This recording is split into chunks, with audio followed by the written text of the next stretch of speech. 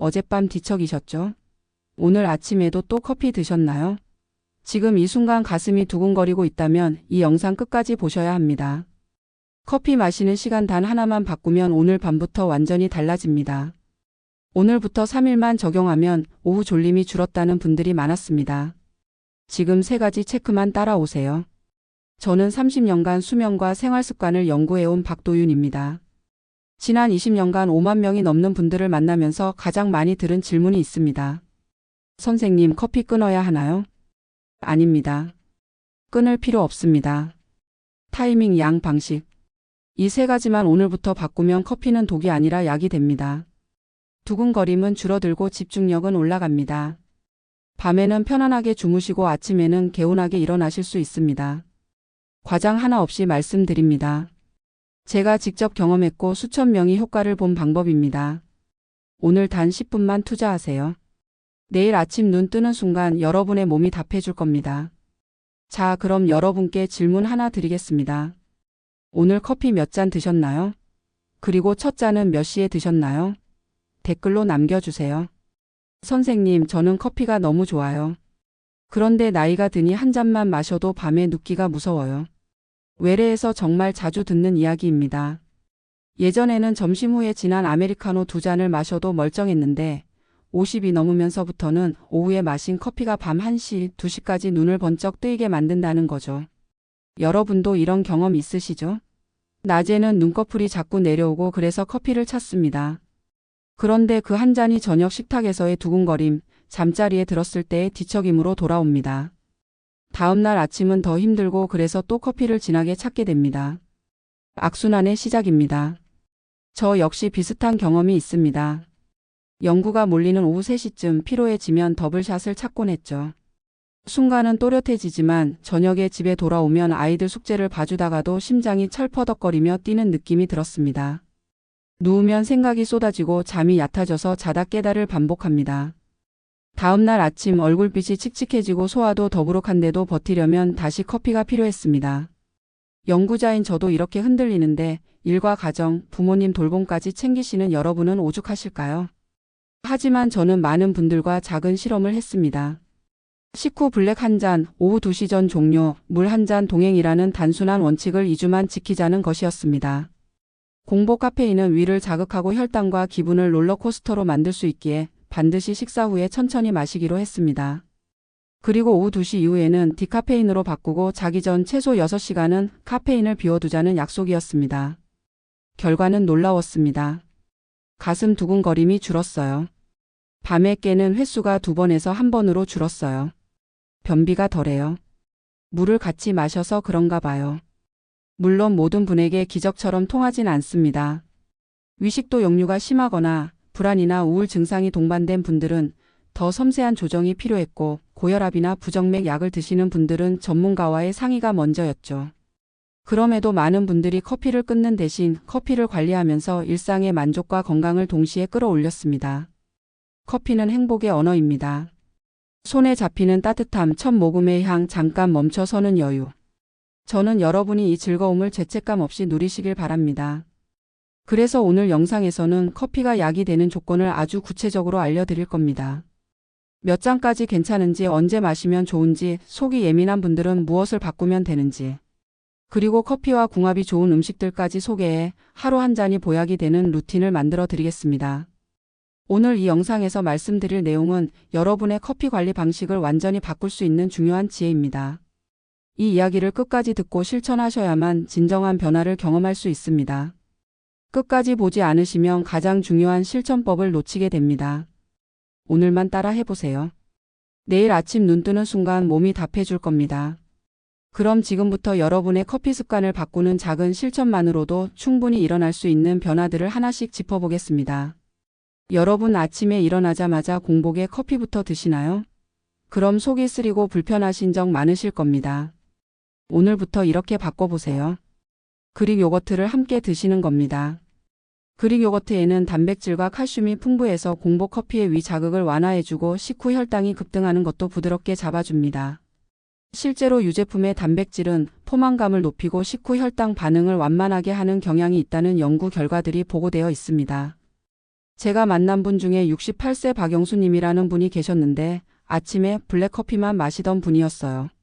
그릭 요거트 150g과 함께 드시기 시작하면서 속쓰림이 줄고 오전 간식을 찾는 횟수도 확 줄었다고 하시더라고요. 실천 방법은 간단합니다. 식사 10분 전이나 식사와 함께 플레인 그릭 요거트 100g에서 150g 정도를 드시고 견과류 한 줌을 곁들이시면 됩니다. 설탕이나 시럽은 빼주세요.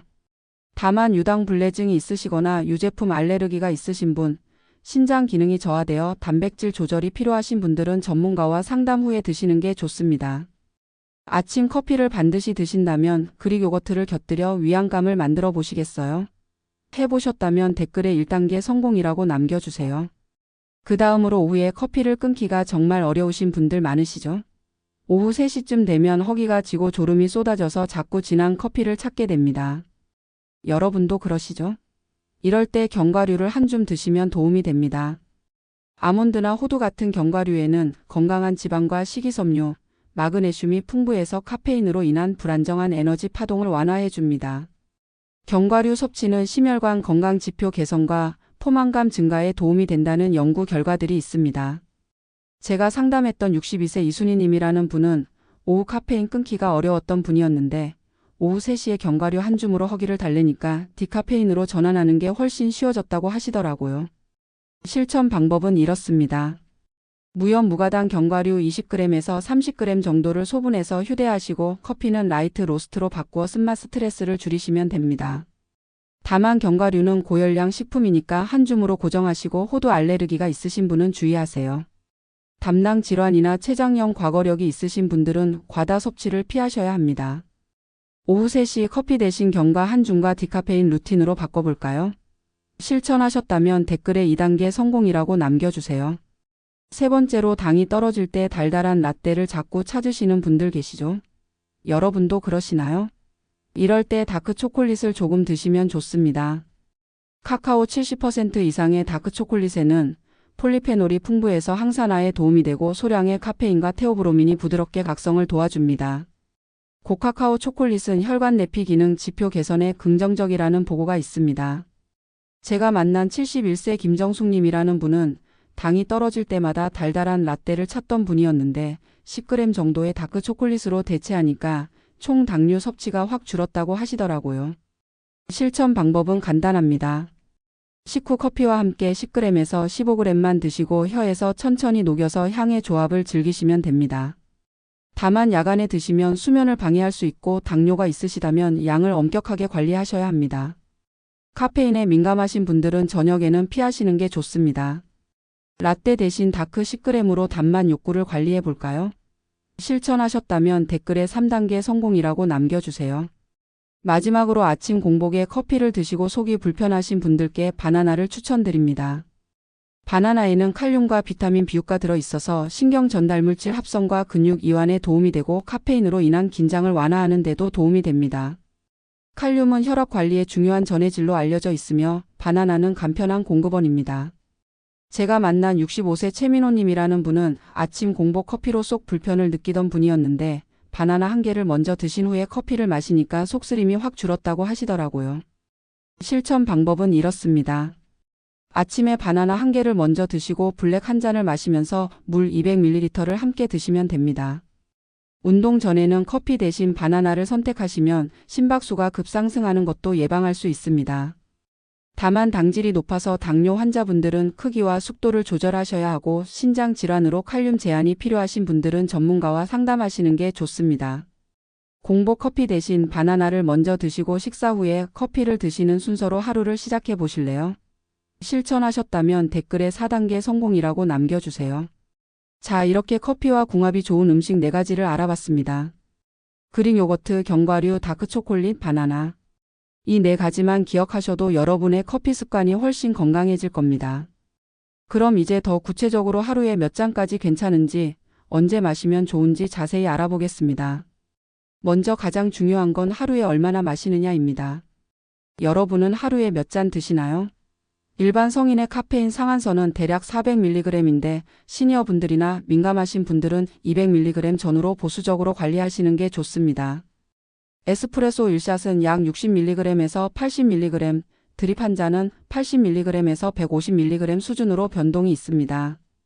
특히 임신 중이시거나 수유 중이신 분, 부정맥이나 고혈압이 있으신 분, 불안장애가 있으신 분, 위식도 역류나 궤양이 있으신 분, 갑상선 기능 항진이 있으신 분, 항응고제나 일부 항우울제를 복용 중이신 분들은 더 엄격하게 관리하셔야 합니다. 실천 방법은 간단합니다. 아침에 한 잔은 카페인으로 드시고 점심 이후는 디카페인으로 전환하세요.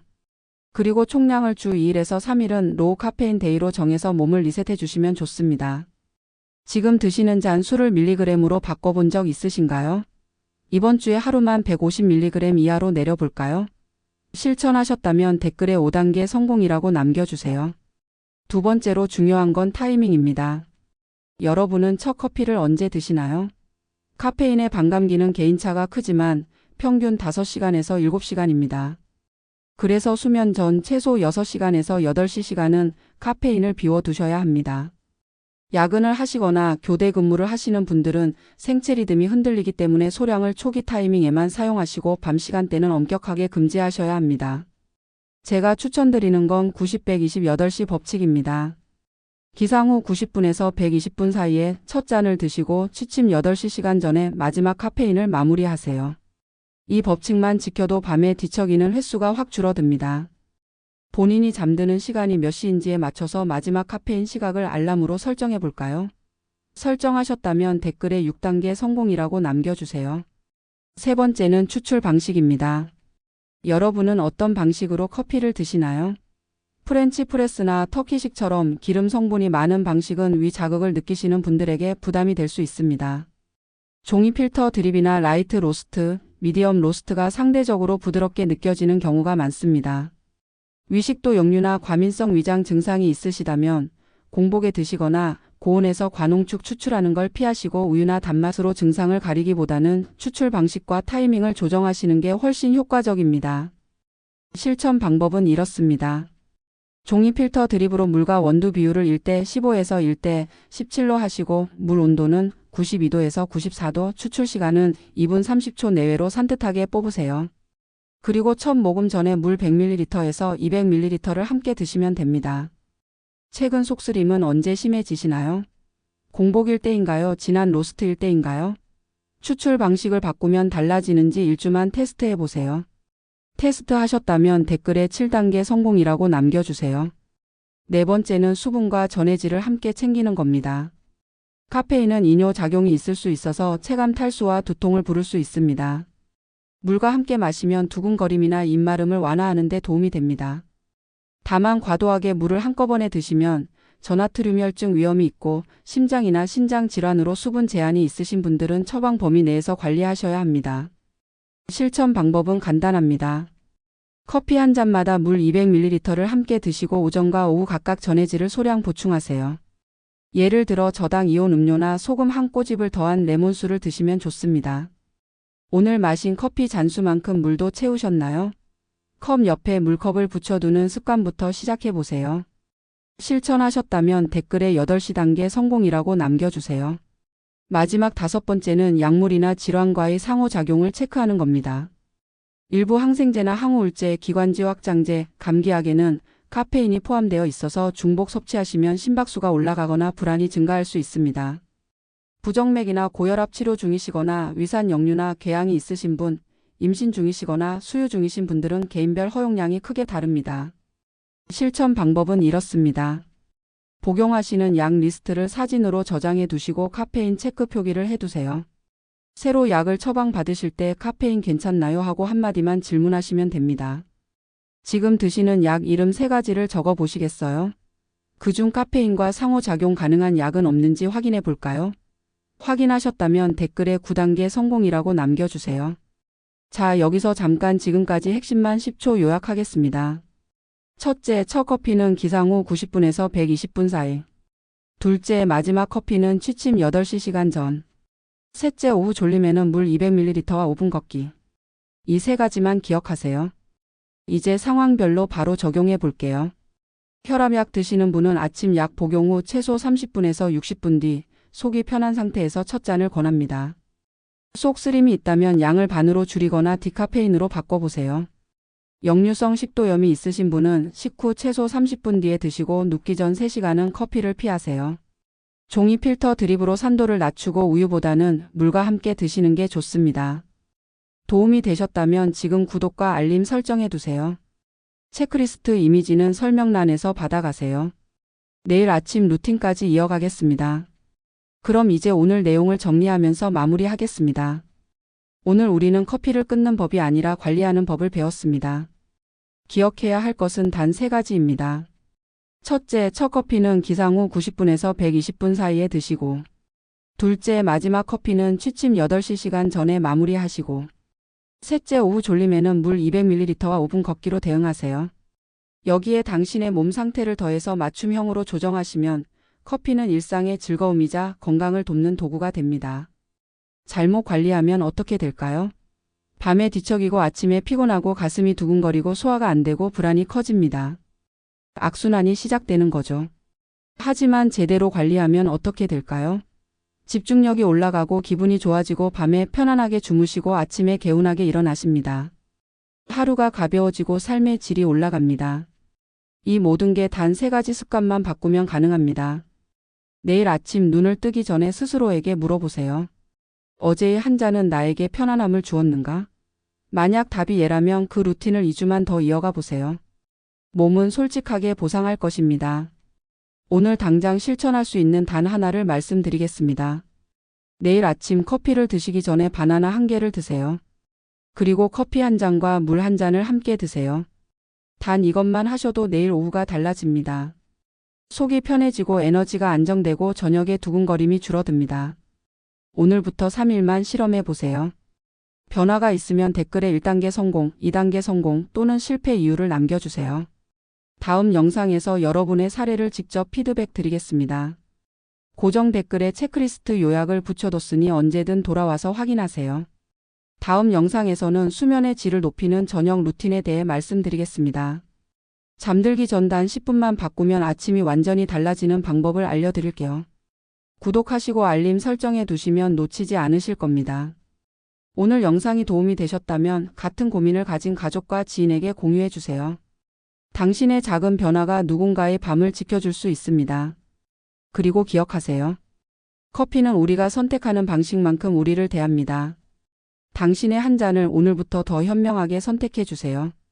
마지막으로 여러분께 질문 하나 드립니다. 오늘 영상에서 가장 도움이 된 내용이 무엇인가요? 90분에서 120분 법칙인가요? 8시간 전 컷오프인가요? 아니면 물 200ml 동행인가요? 댓글로 남겨주세요. 여러분의 이야기가 다른 분들에게도 큰 힘이 됩니다. 본 콘텐츠는 일반 정보이며 의료행위를 대체하지 않습니다. 개인 상태에 따라 결과가 다를 수 있으며 건강상 문제가 있다면 전문가와 상의하세요.